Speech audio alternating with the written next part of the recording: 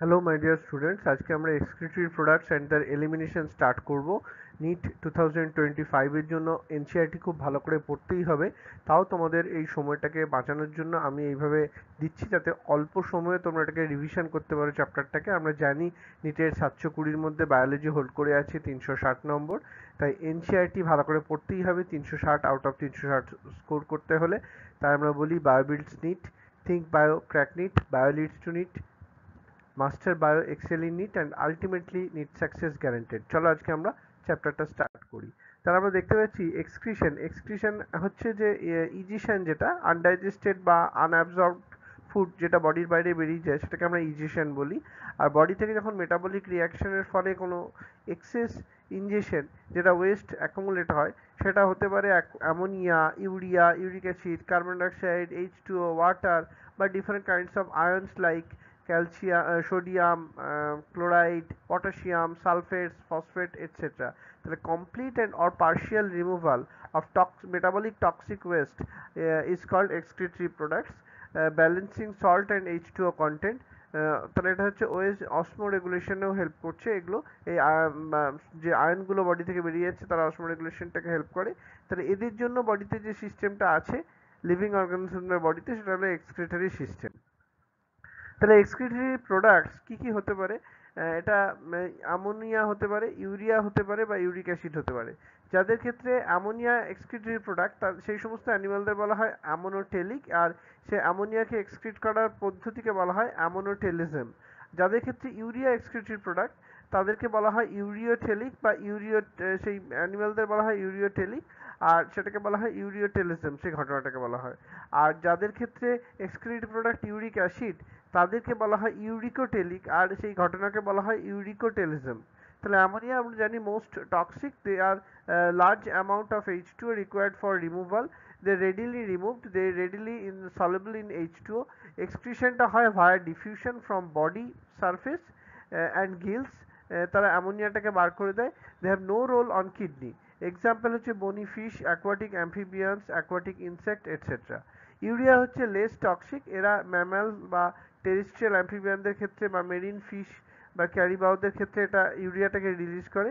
অ্যামোনিয়াটা liver থেকে release হয় urea সাইকেলের মধ্যে দিয়ে, এবং ইউরিয়াটা আস্তে আস্তে এভাবে ব্লাডে চলে আসে, তারপর ব্লাড থেকে সেটা ফিল্টার হওয়ার জন্য কিডনিতে আসে। আর ইউরিক অ্যাসিডের ক্ষেত্রে কি হয়, ইউরিক অ্যাসিডটাও খুব লিস্ট টক্সিক, মানে অ্যামোনিয়া বা ইউরিয়ার তুলনাতে ইউরিক অ্যাসিড কম toxic, requires less oxygen for removal, least soluble in H2O। এটা পিলেট তৈরি করে বা পেস্ট তৈরি করে, যেমন রেপটাইলসের ক্ষেত্রে বা বার্ডসের ক্ষেত্রে, ল্যান্ড স্নেল, ইনসেক্টের ক্ষেত্রে এটা দেখতে পাওয়া যায়। হিউম্যানের ক্ষেত্রে কি ইউরিক অ্যাসিড, যেটা পিউরিন মেটাবলিজমে হেল্প করে। আচ্ছা, এরপরে কি বলছে, অ্যানিমাল কিংডমের মধ্যে আমরা দেখি ইনভার্টিব্রেটসের মধ্যে একটা simple tubular form of kidney রয়েছে, আর ভার্টিব্রেটসের ক্ষেত্রে কমপ্লেক্স টিউবুলার ফর্ম দেখা যায়। প্ল্যাটিহেলমিনথিসের ক্ষেত্রে কি দেখা যায়, এক্সাম্পল ফ্লেম সেল। অ্যানিলিডস বা সেফালোকর্ডাটার ক্ষেত্রে দেখা যায় প্রোটোনেফ্রিডিয়া, যেমন প্ল্যাটিহেলমিনথের এক্সাম্পল হচ্ছে প্ল্যানিডিয়া, এদের ক্ষেত্রে ফ্লেম সেল দেখা যায়। আর্থম বা আদার অ্যানিলিডসের ক্ষেত্রে দেখা যায় নেফ্রিডিয়া। ককরোচের ক্ষেত্রে দেখা যায় ম্যালপিজিয়ান টিবিউলস। ক্রাস্টেসিয়ান আর্থ্রোপডসের ক্ষেত্রে যেমন প্রন, তাদের ক্ষেত্রে দেখা যায় অ্যান্টেনাল গ্ল্যান্ড বা গ্রিন গ্ল্যান্ড। হিউম্যানের এক্সক্রিটরি সিস্টেম কেমন হয়, হিউম্যান এক্সক্রিটরি সিস্টেম একটা রাইট সাইড একটা লেফট সাইড আমরা যদি ধরে নিই, তাহলে আমরা দেখতে পাচ্ছি কিডনির মধ্যে রেনাল আর্টারি আছে এবং রেনাল ভেন আছে। যারা রেনাল আর্টারিটা অক্সিজেনেটেড ব্লাড ক্যারি করবে এবং দে আর টক্সিক, আর রেনাল ভেনটা non toxic but they carry deoxygenated blood. তাহলে কিডনির মধ্যে বাইরের অংশটাকে আমরা বলছি কর্টেক্স, আর ভেতরের অংশটাকে আমরা বলছি মেডুলা। তাহলে এই কর্টেক্স থেকে ইউরেটারটা বেরোচ্ছে। তাহলে এই কিডনিটা হচ্ছে রেডিশ ব্রাউন। হ্যাঁ, এদের পজিশন হচ্ছে 12th thoracic vertebrae থেকে 3rd lumbar vertebra অবধি থাকে। They are attach to the dorsal wall of the body. এরপরই ইউরেটারটা চলে আসে ইউরিনারি ব্লাডারের মধ্যে, ইউরিনারি ব্লাডার থেকে সেটা ইউরেথ্রা দিয়ে বডির বাইরে বেরিয়ে যায়। ইন্টারনাল বা এক্সটার্নাল, ইন্টারনাল মাসেল যেগুলো আছে সেটা ইনভলেন্টারি মুভমেন্ট করে, আর এক্সটার্নাল মাসেল ভলেন্টারি মুভমেন্টে হেল্প করে। আচ্ছা, এই যে ডর্সাল ওয়ালের সঙ্গে যেটা লেগে আছে কিডনি, এটাকে আমরা মেটানেফ্রিক কিডনিও বলি। They surrounded by peritoneum from ventral side. তাহলে আমরা দেখতে পাচ্ছি এটা লেন্থ হচ্ছে 10 to 12 সেন্টিমিটার, ওয়াইড হচ্ছে 5 to 7 সেন্টিমিটার, আর এর পজিশন হয় তোমার যেটা হচ্ছে 2 to 3। আচ্ছা, এরপর কি বলছে, লংজিটিউডাল সেকশন অফ কিডনি। আমরা জানি যে আউটার মোস্ট লেয়ারটাকে বলে রেনাল ক্যাপসুল, এটা একটা টাফ লেয়ার। হ্যাঁ, তার ভেতর দিকে প্রচুর নেফ্রন আছে, 1 মিলিয়ন ইন কিডনি। তাহলে কিডনির বাইরের লেয়ারটাকে বলে কর্টেক্স, আর ভেতরটাকে বলা হচ্ছে রেনাল মেডুলা। এখানে রেনাল কলামস অফ বার্টিনি আছে, যেখানে cortical point in medulla, medullary region রয়েছে, মেডুলারি পিরামিডস রয়েছে। আচ্ছা, মাইনর ক্যালিক্সগুলো যোগ হয়ে তৈরি করছে মেজর ক্যালিক্স, তারপর সেটা রেনাল পেলভিস। আচ্ছা, এরপরে হাইলাম। এই হাইলামটা হচ্ছে একটা notch from where ureter blood vessel and nerve passes. তারপর একটা ইউরেটারে চলে এলো। আচ্ছা, এরপরে কি বলছি, এক্সট্রা আমরা বলছি ইউরেটারটা পেরিস্টালসিসে পার্টিসিপেট করবে। তারপর আমরা ইউরিনারি ব্লাডার দেখতে পাবো, যেটা একটা ট্রানজিশন এপিথেলিয়াম তৈরি করছে। এই মাসেলটা লংগিটিউডনাল বা সার্কুলার মাসেল নিয়ে তৈরি হয়, একটা স্ট্রেচেবল স্ট্রাকচার। স্ট্রেচ রিসেপ্টর আছে ইউরিনারি ব্লাডারের মধ্যে, যেটা আলটিমেটলি ব্রেনে যাবে। তাহলে হচ্ছে ট্রাইকন অফ ব্লাডার। আচ্ছা, ইউরিনারি ব্লাডারটা কন্ট্রাক্ট করবে, যে স্ফিংটার মাসেল আছে সেটা রিল্যাক্স করবে, মিকচুরেশন হবে, তখন ভয়েডিং অফ ইউরিয়া দেখা যাবে। মাসেল মানে এখানে থাকে তোমার ডেট্রাটার মাসেল থাকে। ফিমেলস মোর প্রোন টু ইউরিনারি ইনফেকশন।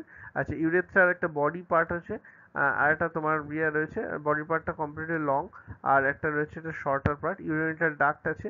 হ্যাঁ, এবার এখান থেকে ইউরিন আর সিমেন রিলিজ হয় ইউরিনারিটাল ডাক্ট দিয়ে। আচ্ছা, এরপরে কি বলছি আমরা, নেফ্রনটা আমরা বলতে পারি structural and functional unit of kidney. এই নেফ্রনটাকে ইউরিনিফেরাস টিবিউলও বলা যেতে পারে। এই দুটো পার্ট আছে, একটা হচ্ছে গ্লোমেরুলাস, একটা রেনাল টিবিউল। গ্লোমেরুলাসটা কিছু টাফ ব্লাড ক্যাপিলারিজ নিয়ে তৈরি হয়। রেনাল টিবিউলটা বিগিনস উইথ বার্গম্যানস ক্যাপসুল। তো এর মধ্যে রয়েছে পিসিটি, যেটাকে বলা হয় প্রক্সিমাল কনভলিউটেড টিবিউল। তারপর রয়েছে এলওএইচ মানে লুপ অফ হেনলি। তারপর রয়েছে ডিসিটি, ডিস্টাল কনভলিউটেড টিবিউল। এই গ্লোমেরুলাস আর বার্গম্যান ক্যাপসুল মিলে তৈরি হয় ম্যালপিজিয়ান বডি, এবং যেটা আলটিমেটলি রেনাল কর্পাসেলকে তৈরি করে। এই অ্যারোটা যখন আসছে রেনাল আর্টারির মধ্যে, রেনাল আর্টারিটা আবার অ্যাফারেন্ট আর্টেরিয়াল হয়ে সেটা ঢুকছে। এই এখানে ব্লাড ক্যাপিলারিগুলোর চারিদিকে রয়েছে বাউম্যান ক্যাপসুল। তারপর শুরু হয়েছে পিসিটি বা প্রক্সিমাল কনভলিউটেড টিবিউল, যেখানে ফিল্ট্রেটটা ঢুকছে। তারপর সেটা descending limb of loop of Henle দিয়ে নামবে, লুপ অফ হেনলি। তারপর সেটা চলে আসবে এখানে পরে ডিসিটিতে চলে আসবে, ডিস্টাল কনভলিউটেড টিবিউল থেকে সেটা কালেক্টিং ডাক্টে আসবে। সেখানে কিছু পেরিটিবুলার ক্যাপিলারি দেখা যায়। সেই পেরিটিবুলার ক্যাপিলারিটা তৈরি করছে, পেরিটিবুলার ক্যাপিলারি মানে এই ডাক্টের চারিদিকে যে ব্লাড ক্যাপিলারিগুলো আছে সেগুলো পেরিটিবুলার ক্যাপিলারি। এখানে রেনাল ভেন আছে। আচ্ছা, এটাকে বলা হচ্ছে ascending limb of loop of Henle. আচ্ছা, এরপর কালেক্টিং ডাক্ট হচ্ছে not part of only nephron. এই কালেক্টিং ডাক্টটা এবার মিট করবে রেনাল পেলভিসে, সেখান থেকে ইউরেটার থেকে ইউরেথ্রা দিয়ে ব্লাডটা বার করে দেবে। তাহলে এই ওপরের অংশটা হচ্ছে কর্টেক্স, যেটার মধ্যে রয়েছে বাউম্যান ক্যাপসুল, পিসিটি আর ডিসিটি, আর মেডুলার মধ্যে রয়েছে লুপ অফ হেনলি। তাহলে এবার টাইপস অফ নেফ্রন কি কি হতে পারে, কর্টিক্যাল নেফ্রন যেটা হচ্ছে 85%, আর জাক্সটামিডুলারি নেফ্রন হচ্ছে 15%। এর লুপ অফ হেনলিটা হচ্ছে শর্ট কর্টিক্যাল নেফ্রনের ক্ষেত্রে, জাক্সটামিডুলারি নেফ্রনের ক্ষেত্রে লং লুপ অফ হেনলি দেখা যায়। কর্টিক্যাল নেফ্রনের ক্ষেত্রে ভাষা রেখটা থাকে না, জাক্সটামিডুলারি নেফ্রনের ক্ষেত্রে ভাষা রেখটা থাকে। এর কর্টিক্যাল নেফ্রনটা হচ্ছে নর্মাল কন্ডিশনে দেখা যায়, এটা জাক্সটামিডুলারির ক্ষেত্রে H2O স্ট্রেস দেখা যায়, ল্যাক অফ H2 এর জন্য এটা দেখা যায়।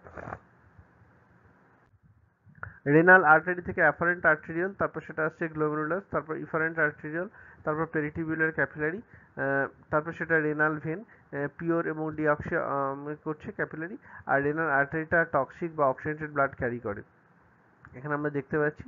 আচ্ছা, এবার আমরা জাক্সটা গ্লোমেরুলার অ্যাপারাটাস যেটা রয়েছে, বাউম্যান ক্যাপসুলের মধ্যে অ্যাফারেন্ট আর্টেরিয়াল আর ইফারেন্ট আর্টেরিয়াল। অ্যাফারেন্ট আর্টেরিয়ালটা ঢুকছে, ইফারেন্ট আর্টেরিয়ালটা বেরিয়ে আসছে। এখানে যে রয়েছে জেজি সেল বা জাক্সটা গ্লোমেরুলার সেলস, যেটা হচ্ছে এন্ডোক্রাইন ইন নেচার। সামটাইম এখানে ল্যাসিস সেলস রয়েছে, যার ফাংশন জানা যায় না। ম্যাকুলা ডেন্সা রয়েছে, যেটা সেন্সারি ইন নেচার। আচ্ছা, ইউরিন ফর্মেশন যেটা, অ্যাফারেন্ট আর্টেরিয়াল ঢুকছে এবং ইফারেন্ট আর্টেরিয়াল বেরিয়ে আসবে। এখানে কোলয়েডস থাকছে, অ্যালবুমিন থাকছে, গ্লোমেরুলার ফিল্ট্রেশন হবে, সেই ফিল্টারটা আসবে, টিবিউলার রিঅ্যাবসর্পশন এবং টিবিউলার সিক্রেশনও দেখা যাবে। আচ্ছা, এরপর হচ্ছে glomerular filtration due to pressure difference, it is non selective and passive. এই প্রেশারটা যদি বাড়ে, সেটা গ্লোমেরুলার হাইড্রোস্ট্যাটিক প্রেশার হতে পারে, জিএইচপি। আবার এটা যদি হয় তোমার BCOP, blood colloidal osmotic pressure হতে পারে। তাহলে কলয়েডস হচ্ছে due to presence of albumins, it binds to the water. তাহলে এই বিসিওপিটা ভ্যালুটা হচ্ছে 30 mmHg। এছাড়া হচ্ছে তোমার কর্টেক্স ক্যাপসুলার হাইড্রোস্ট্যাটিক প্রেশার, আর এটা হচ্ছে তোমার 20 mmHg, আর গ্লোমেরুলার হাইড্রোস্ট্যাটিক প্রেশার হচ্ছে 60 mmHg। তাহলে নেট ফিল্টারেশন প্রেশার এনএফপি, যেটা হচ্ছে তোমার জিএইচপি মাইনাস বিসিওপি প্লাস সিএইচএপি। আর এফেক্টিভ ফিল্ট্রেশন প্রেশার ইএফপি, এই যে 60 - 30 + 20 এটা বেরোবে। আচ্ছা তাহলে গ্লোমেরুলার ফিল্ট্রেটের মধ্যে হবে কি H2O, glucose, amino acid, urea, uric acid, H2O soluble vitamin, iron সেগুলো থাকবে। এগুলো ডিপ্রোটিনাইজড প্লাজমা তৈরি করবে। আচ্ছা আমরা এখানে দেখতে পাচ্ছি ফিল্ট্রেশন মেমব্রেন যেটা থাকছে, প্যারাইটাল লেয়ার রয়েছে বাইরের দিকে, ভিসেরাল লেয়ার রয়েছে ভেতরের দিকে, তার ভেতরে রয়েছে পোডোসাইটসগুলো যেগুলো একটা ফিল্ট্রেশন ইউনিট তৈরি করবে পোডোসাইটগুলো। হ্যাঁ, এখানে অ্যাফারেন্ট আর্টেরিওল ঢুকবে এবং ইনফারেন্ট আর্টেরিওল বেরিয়ে আসবে। বেসমেন্ট মেমব্রেন আছে, এখানে ফেনেস্ট্রেশন বা পোর্ট দেখতে পাওয়া যাচ্ছে গ্লোমেরুলাস। তাহলে রেনাল ব্লাড ফ্লো হচ্ছে 1/5 of the cardiac output, that is 1/5 of the into 5 litre, মানে হচ্ছে 1000 to 1100 ml per minute। আর রেনাল প্লাজমা ফ্লো হচ্ছে 60 to 70 ml per minute। Glomerular filtrate হচ্ছে 125 ml per minute, মানে হচ্ছে 180 লিটার পার ডে। আচ্ছা আমরা এবার দেখতে পাচ্ছি কিভাবে এই কাউন্টার কারেন্ট মেকানিজমটা রেগুলেটেড হয়। 400, 600, 800, 1000, 1200 এগুলো বাড়ছে। তাহলে আমরা দেখতে পাচ্ছি 300 থেকে পিসিটির মধ্যে 300 থাকে আইসোটনিক, সেটা আস্তে আস্তে বাড়বে, সেটা আবার ডিসিটিতে ঢুকবে, কন্ডিশনাল রিঅ্যাকশন দেখা যাবে। এডিএইচ থেকে ওয়াটার, তার অ্যালডোস্টেরন, সোডিয়াম প্লাস। আচ্ছা তারপর হচ্ছে NH4, K4 এগুলো তৈরি করবে, মিডুলা এখানে চলে আসছে। ইউরিন হচ্ছে 1200 মিলিয়ন, ব্লাড হচ্ছে 300 মিলিয়ন পার মোল, এগুলো থাকছে অসমোলারিটি। আচ্ছা এবার কি বলছে পিসিটির মধ্যে ম্যাক্সিমাম রিঅ্যাবজর্পশন হয়। এর ব্রাস বর্ডার সেল আছে, এটা কিউবয়েডাল এপিথেলিয়াল সেল দিয়ে তৈরি। এর ওয়ালটা হচ্ছে ম্যাক্সিমাম তোমার পারমিয়েবল, এর মধ্যে অ্যাক্টিভ এবং প্যাসিভ ডিফিউশন দেখা যায়। এটা গ্লুকোজ বা অ্যামাইনো অ্যাসিড বা সোডিয়াম প্লাসকে ট্রান্সপোর্ট করে, এটা প্যাসিভটা তোমার H2 কে করে। যে ডিসেন্ডিং লুপ রয়েছে এটা অনলি পারমিয়েবল টু H2O, এটা ইমপারমিয়েবল টু সল্ট। অ্যাসেন্ডিং লিম্বের মধ্যে দেখতে পাওয়া যায় রিঅ্যাবজর্পশন হয়, ইমপারমিয়েবল টু H2O হয় এবং অনলি পারমিয়েবল টু H2O হতে পারে অ্যাসেন্ডিং লিঙ্কটা। আচ্ছা এবার হচ্ছে কাউন্টার কারেন্ট মেকানিজম, যেটা দেখা যায় জাক্সটা মেডুলারি নেফ্রন ইনভলভ হয়। ইউরিনটা আসবে, সেটা কনসেন্ট্রেটেড হবে, মেডুলারি ইন্টারস্টিনশিয়াল অসমোলারিটি, তারপর সেটা ইনিশিয়াল, তারপর সেটা ইউরিয়াতে আসবে এবং আস্তে আস্তে কনসেন্ট্রেশন বাড়াবে। আমরা এখানে দেখতে পাচ্ছি একটা কনসেন্ট্রেশন গ্রেডিয়েন্ট তৈরি হচ্ছে এবং ইউরিয়াটা কিভাবে তৈরি হচ্ছে, ওয়াটার রিঅ্যাবসর্ব করে যাচ্ছে এবং হাইপারটনিক ইউরিয়া তৈরি হবে যার কনসেন্ট্রেশন আস্তে আস্তে বাড়বে। আচ্ছা আমরা এরপর দেখছি যে যদি প্রোটিন আসে ইউরিয়ার মধ্যে দিয়ে, অ্যামাইনো অ্যাসিড তৈরি করবে, তবে সেটা অ্যামোনিয়া ইউরিয়া তৈরি হবে। মোর ইউরিয়া ইন মেডুলারি ইন্টেস্টিনাম, তারপর ম্যাক্সিমাম H2 অ্যাবজর্পশন হবে এবং ইউরিয়ার কনসেন্ট্রেশন বাড়বে এবং হাইপারটনিক ইউরিয়া তৈরি হবে। আচ্ছা hormonal control of kidney, RAAS, renin angiotensinogen aldosterone system. এর প্রবলেম কি, ব্লাড প্রেশারটা লো হয়, ব্লাড H2O লো থাকে, ব্লাড ভলিউমটা লো থাকতে পারে, ব্লাড Na+Cl- লো থাকে, গ্লোমেরুলার ফিল্ট্রেশন রেট লো হয়। তাহলে প্রবলেমসগুলো সেন্স করবে যে এক্সট্রা গ্লোমেরুলার সেলস বা রেনিন, তারপর সেটা আসবে ডিসিটি থেকে ম্যাকুলার ডেন্সাতে আসবে। এই অ্যাঞ্জিওটেনসিনোজেন রেনিনের প্রেজেন্সে তৈরি হবে অ্যাঞ্জিওটেনসিন 1। অ্যাঞ্জিওটেনসিনোজেনটা তৈরি হবে due to presence of plasma protein, যেটা তৈরি হয় লিভারের মধ্যে। অ্যাঞ্জিওটেনসিনোজেন কনভার্টিং এনজাইম এবার অ্যাঞ্জিওটেনসিন 1 থেকে অ্যাঞ্জিওটেনসিন 2 তৈরি করবে। অ্যাঞ্জিওটেনসিন 2 আবার কাজ করবে অ্যাড্রিনাল কর্টেক্স বা কনস্ট্রাকশন অফ এপিথেলিয়াল সেলস আর পিসিটির উপরে। এটা যেমন অ্যাড্রিনাল কর্টেক্সটা কি করবে, অ্যালডোস্টেরন রিলিজ করবে, যেটা কন্ডিশনাল রিঅ্যাবজর্পশনের জন্য রেসপন্সিবল সোডিয়াম এবং H2 এর জন্য। আচ্ছা তারপর হচ্ছে কনস্ট্রিকশন অফ ইফারেন্ট আর্টেরিয়াল, যেটা GFR কে বাড়িয়ে দেবে। আবার প্রক্সিমাল কনভলিউটেড টিউবিউল কি করবে, H2 এর অ্যাবজর্পশনে হেল্প করবে। আচ্ছা ADH হচ্ছে anti diuretic hormone which is synthesised by hypothalamus. এর প্রবলেম কি, এর ব্লাড থাকবে, ব্লাডের যে অসমোলারিটিটা বাড়বে এবং ব্লাডের H2টা কমবে। এর ডেফিসিয়েন্সি দেখা যাবে ডায়াবেটিস ইনসিপিটাস।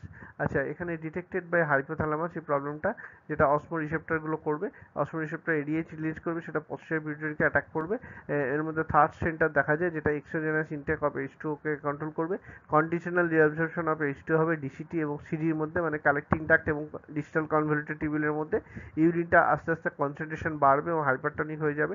ডায়ুরেসিস মানে loss of excess H2O from the urine. আচ্ছা ডায়ুরেটিক মানে হচ্ছে এক্সট্রা ভলিউমিনাস হয়ে যাওয়া। Beverages with which cause diuresis, tea, coffee, alcohol এগুলো ডায়ুরেসিস হিসেবে কাজ করে। আচ্ছা antiatrial natriuretic factor which opposite to RAAS and ADH, এটা হার্ট থেকে এই হরমোনটা বেরোয়। ANFটা হচ্ছে তোমার ডায়ুরেসিস বা নাট্রিউরেসিস।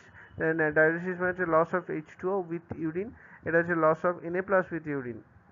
আচ্ছা প্রবলেম হচ্ছে high blood pressure, blood H2O more, ব্লাডের মধ্যে সোডিয়াম কনসেন্ট্রেশন বেশি বা GFR বেড়ে যাচ্ছে, এই সময় কিন্তু অ্যাট্রিয়াল নাট্রিউরেটিক ফ্যাক্টর কাজ করে। মিকচুরেশন কাকে বলে? আমরা জানি ইউরিনারি ব্লাডারের মধ্যে একটা স্ট্রেচ রিসেপ্টর আছে এবং স্ফিংক্টার মাসেল আছে। তাহলে যখন এই স্ট্রেচ রিসেপ্টরটা ইউরিনারি ভলেন্টারি সিগন্যাল দেয় সিএনএসকে, সিএনএস তখন মোটর রেসপন্স করে, সেটা smooth muscle of the urinary bladder সেটা কন্ট্রাক্ট করে আর স্ফিংক্টার মাসেলটা রিল্যাক্স করে। তখন কি হয়? তখন ইউরিনটা ফ্লো করে, বেরিয়ে আসে। ইউরিনের ভলিউম হচ্ছে 1 to 1.5 লিটার পার ডে। এটা লাইট ইয়েলো হয়, এটা স্লাইটলি অ্যাসিডিক হতে পারে, পিএইচ হচ্ছে 6।